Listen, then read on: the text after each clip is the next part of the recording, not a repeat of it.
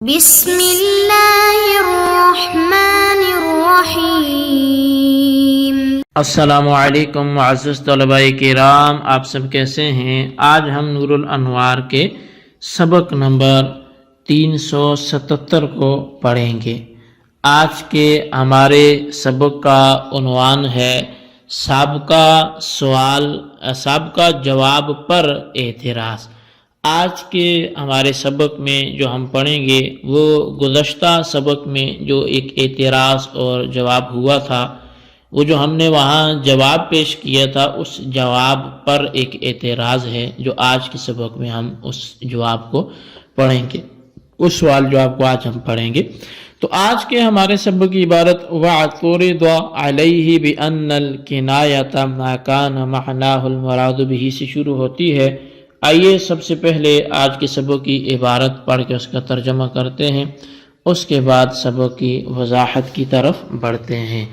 مصنف علیہ رحمہ لکھتے ہیں وَاعْتُرِضَ عَلَيْهِ بِأَنَّ الْكِنَایَةَ مَا كَانَ مَعْنَاهُ الْمُرَادُ بِهِ مُسْتَتِرًا لَا مَعْنَاهُ اللُّغْوِيُّ۔ اور اس پر یہ اعتراض کیا گیا ہے کہ کنایا وہ لفظ ہے جس کے مرادی معنی پوشیدہ ہوں، نہ کہ اس کے لغوی معنی۔ وہاں ہونا کذالک، اور یہاں ایسا ہی ہے۔ فَإِنَّ الْبَائِنَ وَإِنْ كَانَ مَعْنَاهُ اللُّغَوِيُّ وَاضِحًا لیکن معناہ المراد به مستتر۔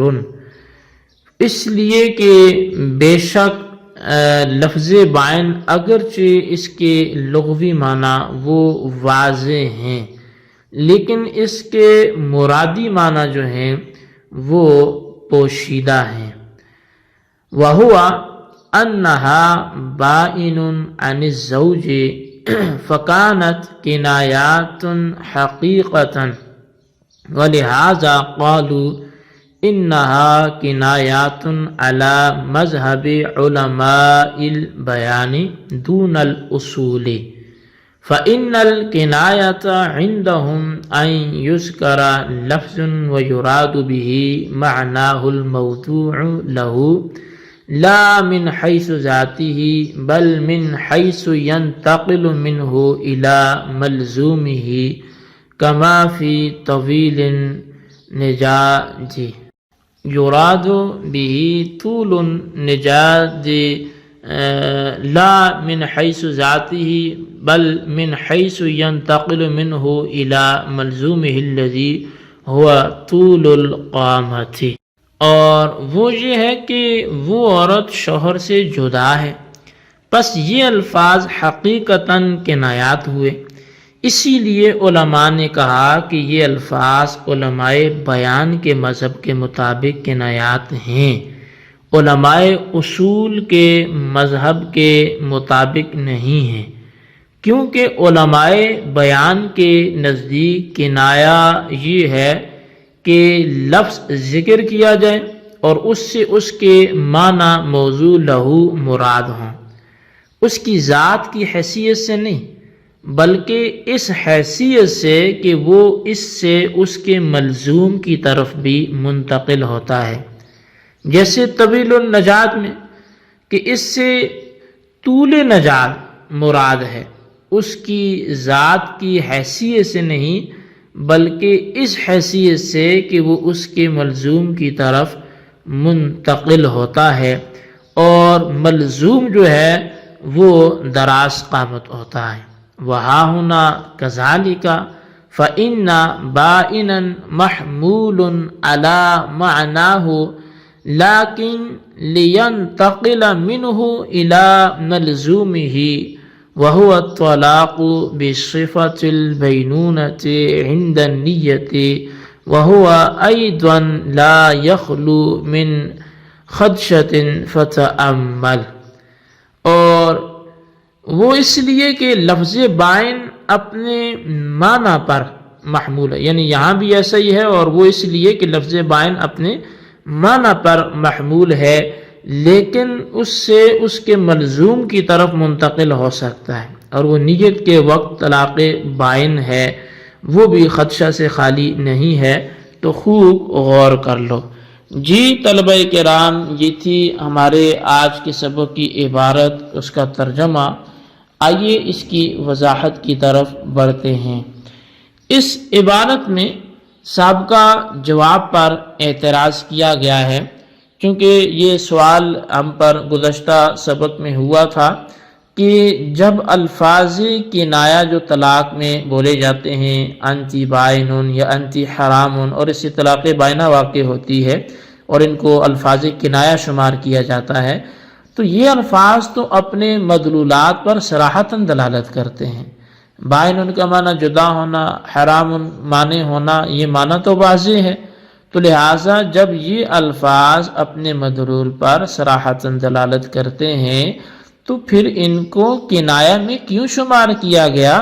تو اس کا ہم نے وہاں پر جواب دیا تھا کہ یہ الفاظ اگرچہ حقیقتاً وہ اپنے معنی پر دلالت کرتے ہیں، لیکن الفاظ ان کو جو ہے وہ کنایہ کے نام سے موسوم کرنا یہ بطریق مجاز کے ہیں۔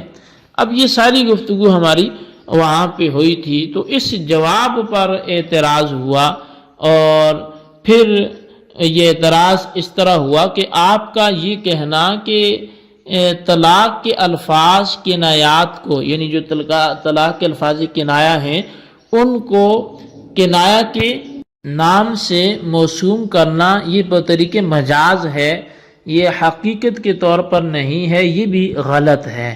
آپ کا یہ جواب غلط ہے، کیونکہ کنایہ اس کو کہتے ہیں جس کی مراد پوشیدہ ہو اور اس کے لغوی معنی پوشیدہ نہ ہو، اور یہاں بالکل ایسا ہی ہے، اس لیے کہ لفظ بائن کے لغوی معنی یعنی جدا ہونا اگرچہ واضح ہیں، لیکن اس کی مراد یعنی شوہر سے جدا ہونا یا دیگر کئی چیزوں سے جدا ہونا، متعدد احتمالات رکھنے کی وجہ سے وہ پوشیدہ ہے۔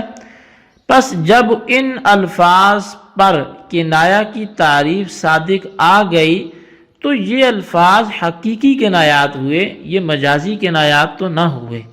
اسی وجہ سے حضرات علماء نے فرمایا کہ یہ الفاظ علماء بیان کے مذہب کے مطابق کنایات ہیں، نہ کہ علماء اصول کے مذہب کے مطابق۔ علماء اصول کے مذہب کے مطابق یہ الفاظ کنایات نہیں ہیں، کیونکہ علماء بیان کے نزدیک کنایہ یہ ہوتا ہے کہ لفظ ذکر کیا جائے اور اس سے اس کے معنی موضوع لہو مراد لیے جائیں، لیکن معنی موضوع لہو کا مراد لینا اس کی ذات کی حیثیت سے نہیں ہوگا، بلکہ اس حیثیت سے ہو کہ وہ اس معنی موضوع لہو سے اس کے ملزوم کی طرف منتقل ہوتا ہے۔ جیسے طویل النجات میں اس کے معنی موضوع لہو یعنی پر تلے کا دراز ہونا یہ مراد ہے، لیکن پر تلے دراز ہونے کا مراد ہونا اس کی ذات کی حیثیت سے نہیں ہے، بلکہ اس حیثیت سے ہے کہ وہ اس کے ملزوم یعنی دراز قامت کی طرف منتقل ہوتا ہے۔ یہاں بھی ایسا ہی ہے، اس لیے کہ لفظ بائن سے اس کے معنی موضوع لہو یعنی بینونت مراد ہے، لیکن اس کی ذات کی حیثیت سے نہیں، بلکہ اس حیثیت سے کہ وہ اس سے اس کے ملزوم یعنی بوقت نیت صفت بینونت کے ساتھ طلاق کی طرف منتقل ہوتا ہے۔ یعنی کہ جس طرح کے طویل النجات میں اس کے جو معنی موضوع لہو یعنی پرتلے کا دراز ہونا، تلوار کی پرتلے کا دراز ہونا، اور وہ پرتلا دراز جب ہوگا تو وہ دراز قامت پہ دلالت کرے گا، تو اس کے ملزوم یعنی دراز قامت کی طرف منتقل ہوتا ہے۔ برالحاصل یہ کہ طلاق کے الفاظ کنایات علماء بیان کے مذہب کے مطابق وہ حقیقی کنایہ ہیں، اگرچہ یہ بھی خدشات سے خالی نہیں ہے اور مجازی کنایہ نہیں ہے، جیسا کہ آپ نے جواب میں ذکر کیا ہے۔ ہماری طرف سے اس اعتراض کا جواب یہ ہے کہ مذکورہ الفاظ چونکہ بینونت عن الزوج سے کنایہ ہیں، اس لیے ان الفاظ سے بینونت کا واقع ہونا وہ لازم ہوگا۔ ایسا نہیں ہے کہ یہ الفاظ طلاق سے کنایا ہیں اور ان الفاظ کے معنی طلاق کے معنی ہیں. پس جب یہ الفاظ طلاق سے کنایا نہیں ہے اور ان الفاظ کے معنی طلاق کے معنی نہیں ہے تو ان الفاظ کا کنایات عن الطلاق نام رکھنا یہ مجازن ہوگا، حقیقتاً نہیں ہوگا. تو غرض یہ کہ یہ بات ثابت ہوگی کہ ان الفاظ کو کنایا عن الطلاق کہنا یہ مجاز کے قبیل سے ہے، حقیقت کے طور پر نہیں ہے. جی طلبہ کرام، یہ تھی ہمارے آج کے سبق کی عبارت، ترجمہ، وضاحت. اس کو اچھی طرح سمجھیں اور بالخصوص ان سوالات کے جوابات دیں. سوال نمبر 1 یہ ہے کہ پرتلے کا دراز ہونا، تلوار کے پرتلے کا دراز ہونا، یہ کس گفتگو کے تحت اور کس سانچے میں اس بات کو لایا گیا، اس کا پس منظر بیان کریں. اور سوال نمبر 2 یہ ہے کہ ہماری طرف سے وارد شدہ اعتراض کا جواب کیا دیا گیا، اس کی بھی وضاحت کریں. اللہ تبارک و تعالیٰ سے دعا ہے جو کچھ ہم نے پڑھا سنا اسے یاد رکھنے کی توفیق نصیب فرمائے. آمین بجاہ النبی الامین صلی اللہ علیہ وسلم.